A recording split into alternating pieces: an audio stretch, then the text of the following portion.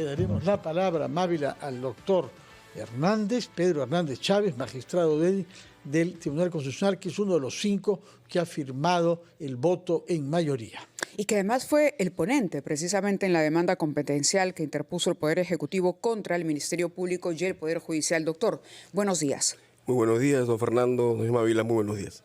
Bien, ya nosotros habíamos conversado algo sobre esta decisión anoche, pero sería interesante que usted nuevamente justifique y exponga los puntos por los cuales se ha tomado esta decisión de limitar de alguna manera las investigaciones y en este caso, como decía Fernando, suspender las indagaciones fiscales en curso en contra de la presidenta. Claro que sí, con mucho gusto.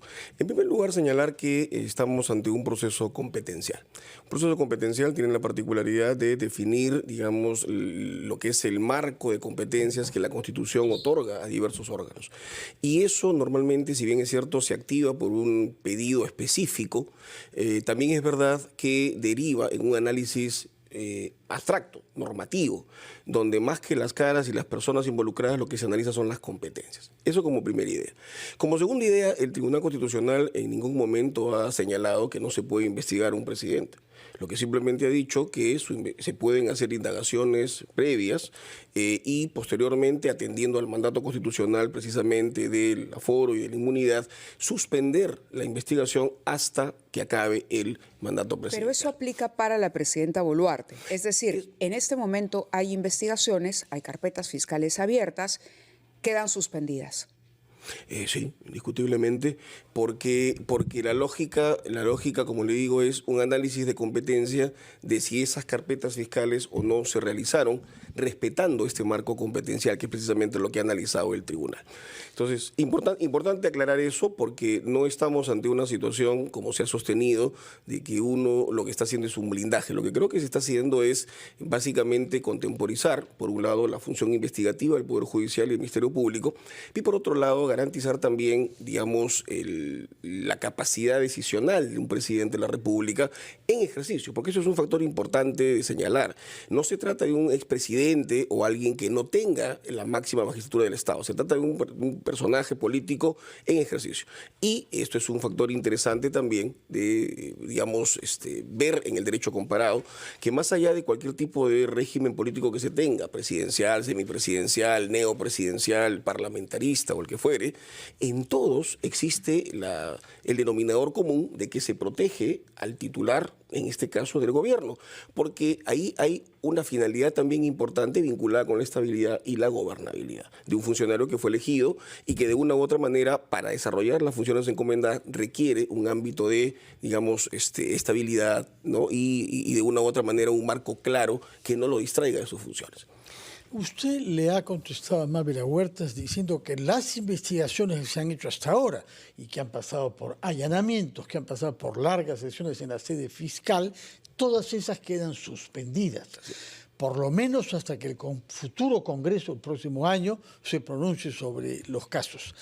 Pero si hubiesen nuevas causales de investigación, Dios no lo quiera, es decir, otros Rolex, u otros omisión de funciones, u otros, Dios no lo quiera, sobre todo personas muertas por balas ante una actitud que no sabemos cuál fue de la presidenta. Si hubiesen casos de ese tipo, ¿pudiesen iniciarse investigaciones preliminares?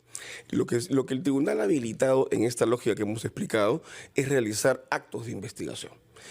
Los penalistas podrían de investigación. Hablemos claro. Los penalistas podrían tranquilamente llamar indagaciones, ¿de acuerdo? Que consisten básicamente en un conjunto de, digamos, de acciones que, por ejemplo, pueden hacer que el presidente de la República tenga una declaración.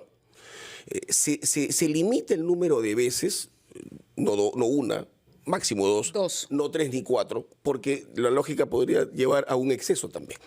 Pero también se puede hacer que el presidente de la República informe sobre algún tipo de hecho, un reconocimiento inclusive de personas, objetos, cosas, etcétera, y también se le puede solicitar información.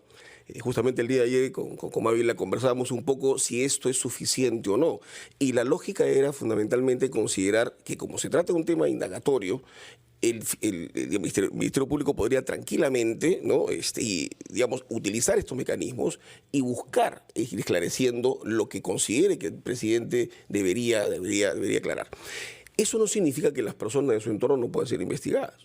Eso no significa que en las declaraciones que le tome el presidente tenga que tratarlo pues con pinzas. No es así.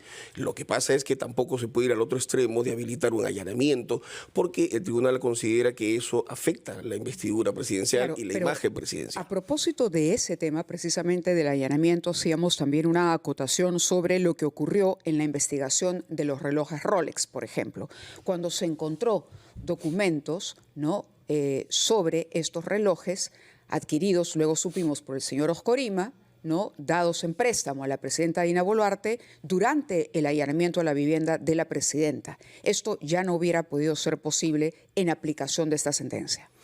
Pero tranquilamente se hubiera podido optar, por ejemplo, por una declaración de la presidenta o por un pedido de información o por citar la presidenta al entorno. Negó todo sobre los Rolex al inicio. Pero si lo negó... Presionada por las evidencias, totalmente, la presidenta reconoció, claro, el obsequio. Es perfectamente posible. Presionada. En un primer momento ella habló de ahorros, habló de otra cosa, dijo que eran otras joyas unique, que no tenía. Es más, recuerdo algunos ministros incluso que hablaron de la posibilidad de que fueran réplicas esos relojes.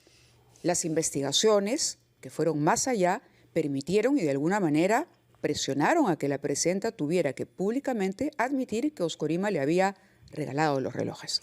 Pero con la posibilidad de llamar al entorno, con la posibilidad de pedir información, con la posibilidad de, digamos, solicitar reconocimientos y con la posibilidad de una declaración. Claro, es un pedido de información. Eso claro, estaría obligada a entregar documentación. Esa es un poco la lógica. O sea, cuando un fiscal, y esto no es exento a las personas que no estamos vinculados al derecho, cuando alguien quiere hacer una teoría del caso, lo que hace es fundamentarlo. Lo que el tribunal ha tratado de evitar es que se haga de esto pues un permanente, ¿no?, digamos, acoso. Porque ya cuando va más allá de la razonabilidad, uno puede decir, oye, ya estamos en un aspecto que es prácticamente cuestionable y tal vez ya no está buscando investigar, está buscando afectar una imagen. Entonces, yo creo que si una teoría del caso se plantea bien, una o dos declaraciones, una información, el entorno es perfectamente investigable, o sea, no hay ningún problema respecto de ello. Tranquilamente uno puede lograr el objetivo de garantizar esas pruebas. Permítanos ir a una pausa, después de la cual, por mi parte, quería preguntarle sobre el voto en minoría que ha sido emitido por el magistrado Manuel Monteagudo, que llama la atención sobre dos tipos de delitos o crímenes particulares, que son las violaciones contra derechos humanos y la corrupción. Claro que sí. Porque son graves, tienen un impacto moral enorme sobre la sociedad y porque además han sido objeto de tratados que el Perú ha firmado y que se incorporan al bloque constitucional. De manera que nos dirá usted cómo salvar ese escollo de aceptar lo que ustedes han sentenciado el día de ayer. Se ha hecho público el día de ayer, lleva firma del 15 de julio, no sé por qué se ha demorado tanto, más de un mes después de haber firmado ese documento. Pero en fin, eso no lo explicará si usted quiere. Lo que es importante saber si vamos a tener que faltar a los tratados que hemos firmado en materia de derechos humanos y de lucha contra la corrupción. Vamos a una pausa amable. Hablando con el doctor Pedro Hernández Chávez, miembro del Tribunal Constitucional, que ha votado el documento de mayoría, el voto de mayoría, 5 magistrados, respecto de los límites que deben ser fijados para toda investigación al jefe de Estado o la jefa de Estado, para preservar la inmunidad de su función.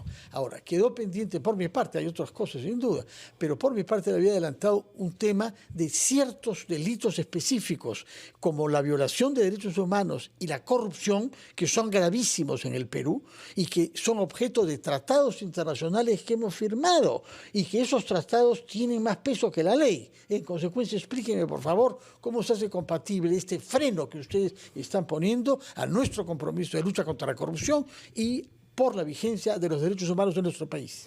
Con mucho gusto. Usted, antes que eso, inclusive preguntó el tema sobre la fecha de la sentencia. Digamos, la sentencia fue votada en 2 sesiones, el 10 de julio y el 17 de julio. Y claro, el problema es que cuando hay un tema muy complejo, digamos, pasar de la deliberación y los argumentos que se dan en una discusión verbal a plantearlo por escrito, hay un tiempo. Entonces, lo posterior entre el 17 de julio hasta el día de hoy, que se publica es la materialización de los fundamentos de voto y los votos singulares por escrito, ¿no? Y además de la firma. La firma me parece que ha sido realizada el día de ayer o antes de ayer mismo. 18 de agosto, me parece. Sí, más o menos. O sea, no ha demorado mucho, ¿no? Pero básicamente es un poco el plazo que se demora. Del 15 de julio al 18 de agosto. Así es, ese es el primer punto. Como segundo punto, yendo a su pregunta, ¿no? Usted señalaba un poco el voto en singular del magistrado Monteagudo, porque con cierto tenemos el mayor de los respetos y siempre nos enriquecemos, creo que mutuamente, con el intercambio de ideas. Manuel sostiene, por ejemplo, en su voto que no podría obviarse el hecho de que el Perú está suscrito a convenciones internacionales de lucha contra la corrupción y contra delitos, digamos, vinculados al respeto a la vida. Esto lo compartimos plenamente. La diferencia es los alcances que los 5 miembros digamos, que conforman esta mayoría, en este caso puntual del competencial, consideramos que el derecho internacional debe tener en su incorporación al sistema jurídico. Para la posición de Manuel, que es una posición fundamentalmente más en la óptica internacionalista, el hecho de que un Estado se adhiera a una convención prácticamente significa que ya se vuelve algo absolutamente mandatorio. Y eso es cierto, pero está condicionado muchas veces al marco constitucional. Entonces, la Constitución no, digamos, la Convención no está por encima de la Constitución. Yo se lo he hecho en tribunal una sentencia en el año 2005. O sea, la Convención y el derecho internacional forman parte del ordenamiento jurídico, pero tienen que ser compatibles con la Constitución. Entonces, en esa lógica, cuando Manuel planteó esto en el debate, y no soy difidente, digamos, el argumento era simplemente, claro, esa obligación existe, pero existe y es exigible cumplirla dentro del marco constitucional vigente. Y el marco constitucional vigente también establece un conjunto de instituciones que hasta ese momento se habían visto fundamentalmente de la óptica procesal penal. La inmunidad, la acusación constitucional, el antejuicio, el aforamiento, el juicio político, son instituciones constitucionales que no se habían tenido en cuenta, menos en ese tratado no se habla de esto. Es más, el debate fue tan interesante que creo que inclusive se ha trasladado y se va a trasladar estos días a raíz de la sentencia a la opinión pública, porque evidentemente tal vez el problema de fondo es el artículo 117 de la Constitución. Tal vez lo que hay que hacer es intentar compatibilizar en un paso más agresivo, para bien, que ese 117 pueda ser motivo de una reforma constitucional y tal vez incorporar todos esos, digamos, acciones que hacen o que permitirían habilitar que un presidente pueda ser investigado en ejercicio. De acuerdo, pero doctor. entenderá, y permítame terminar la idea, apreciada Mávila, pero entenderá que el Tribunal Constitucional es un poder constituido. No es un poder constituyente. El Tribunal Constitucional tiene como margen de su interpretación el texto escrito de la Constitución.